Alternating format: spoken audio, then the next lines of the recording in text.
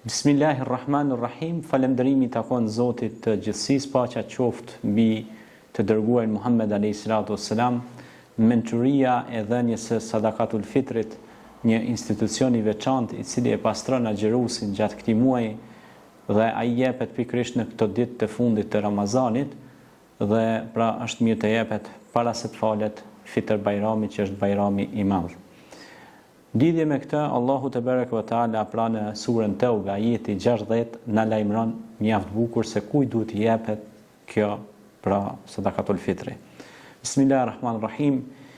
Innama as-sadaqatu lil-fuqara'i wal-masaqin wal-'amilin 'alayha wal-mu'allafati qulubuhum wa fi ar-riqab wal-gharimin wa fi sabilillah wa ibn as-sabil faridatan min Allah wallahu 'alimun hakim. Allahu e caktoi pra bëri obligim që lëmosha zeqati t'ju takoj vetëm të varfëve, nevojtarëve, të ngradhve që s'kan fore, punojnësve që të bojnë atë, atyre që duhen përfitu zemrat të dobëve në besim, e duhet dhënë edhe për lirimin nga robëria, të mbyturve në borxhe, luftëtarëve në rrugën e Zotit dhe atij që ka mbetur në rrugë. Allahu e di gjendjen e robërve, punon sipas urtësisë së vet. Po ashtu pejgamberi alayhis salam ka thënë: agjërimi i muajit të Ramazanit është i varur në mes qiellit e tokës dhe nuk ngrihet, nuk shkon sevapi i tij te Zoti vetëm se me sadakatul fitr. Prandaj pra, agjërimi jepet njerëzve që janë nevojtarë, të varfërve, bonjakëve, të ngradhve, por atyre që të bojnë, pra sepse është institucioni që të bën, ai duhet mu marrë të ditën me çat problem, domethënë me çat punë, për mi të gupit pasërve, domethënë zakatin, fitrat, pra ai është punëtor, ai do të më thonë është i dedikuar për mbledhjen e domethënë zakatit ose fitrave, edhe ai duhet paguhet për kohën, për shkak se ai duhet në 7 ditën, 7 orë, 8 orë mu përkushtu veç për çat punë. Pastaj ku i jepet tjetër, jepet edhe atyre që janë të zhytur në borxhe, pra besimtari kur është një besimtar që e kanë kaplu borxhet, duhet me ndoni pjesë prej këtij fundi edhe me la pra borxhet, me liru, po ashtu me liru nga robëria, edhe në kohën e pejgamberit alayhis salam ka qenë për robërit skleverit që i kanë liru dhe ja u kanë, domethënë, mundësue që me kanë të lirë dhe me praktiku namazin dhe me u bë të mençur me shkollën e për shkolla, në për studime dhe me marrë zanatet dhe me zhvillu përpara, me hec përpara jetën e tyre.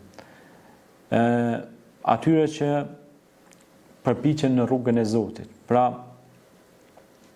ata që munduan, pra, që janë për shembull mësuesit që përpiqen ditën dhe natën për me mësu fëmijët, për me mësu rinin, për me mësu kombin mos me deviju, do të thonë edhe atyre duhet me ndani pjesë për shkak se ata janë duke dhënë kontribut për edukim.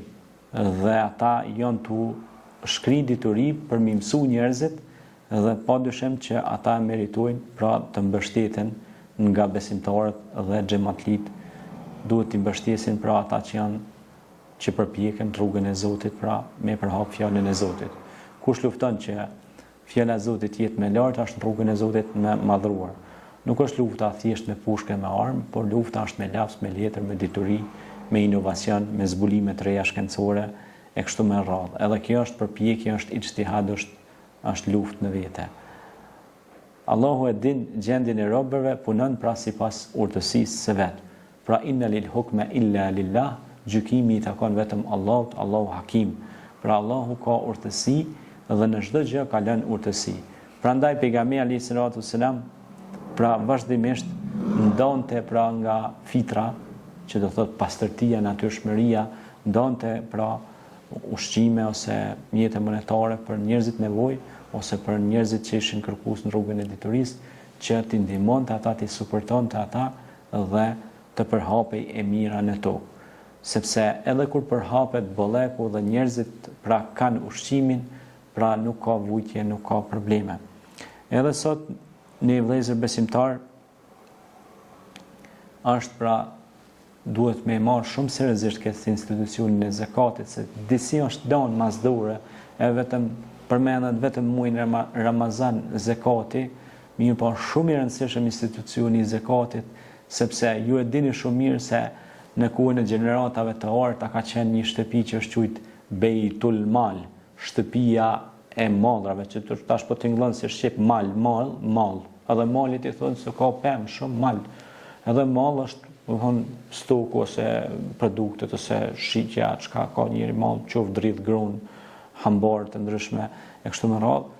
Pra ata i kanë tubu, sot tash shpelujnë rolin bankat, do të thonë banka pi të bën mjetet, pi ruan parat e njerëzve që marrin rrogat aty, pastaj ajo pëlqen edhe kredia, seme, a kupton ajo? Prandaj sot për sot më shumë ti punë në vendet që s'ka fabrika kanë punë bankat, sepse bankat i tubojnë mallin, pasurinë e njerëzve. Ka edhe mjete, për shembull, ka njerëz që kishte njerëz që po lënin edhe arin në bank aty, ka njerëz që kanë florë në bank. Pra banka ta shpjarun malin ose mallin, pasurinë, por realisht ai mall duhet mu pastru me çka? Me zakat, 2.5% pasurisë, po edhe me fitër. Fitra pra është një sasi e caktuar, për shembull një sa ose me thonë ti tash një sahan i madh kështu me, si me thonë tash 1 kile oriz, sheqer, vaj, makarona kështu me radhë, ose tash e kanë përcaktuar edhe me vlera numerike, për shembull 5 euro, 10 euro, deri 15 euro, me vlerë kështu numerike për frym të personit që është i gjallë, pra me dhënë me bën jetë. Kurse për ata që kanë ndru jetë normal, për ata është një sadaka. Kurse fitra jepet për ata që kanë qenë agjerueshëm, se në i gabim i mundshëm që kanë bën gjatë agjerimit, për me pastruat gabim duhet me kompenzu me ushqim ndaj agjeruesve të tjerë që janë nevojtarë dhe s'kan pas mundësi për të ble ushqim ose kështu me radhë. Pra këto janë prej ni'met Allah, pra prej nimeteve të Zotit. Wa in ta'uddu ni'met Allahi la tuhsuha, dhe nimetet e Zotit janë shumëta.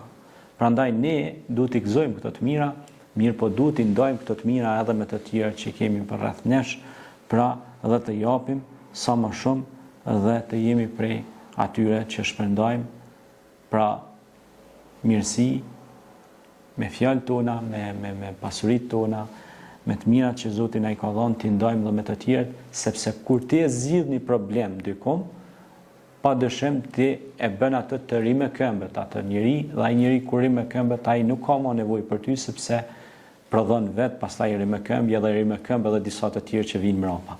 Pra, charity ose humanity, bamirësia pra, kur ti e jep, ti ke zgjedh një problem, domethënë, dhe kur ti e zgjidh një problem, ai më e arrit atë komoditetin e tij, dhe kur arrit komoditetin e tij, ai arrin që miu ndihmu edhe tjerëve. Është sikur vargu zinxhiror, pra që lidhen, sikur zinxhir në ato grepat e vet, që çdo njëri zinxhir e ngret tjetrën dhe secili noton në këto orbita dhe krijon një mirëqenie në shoqëri.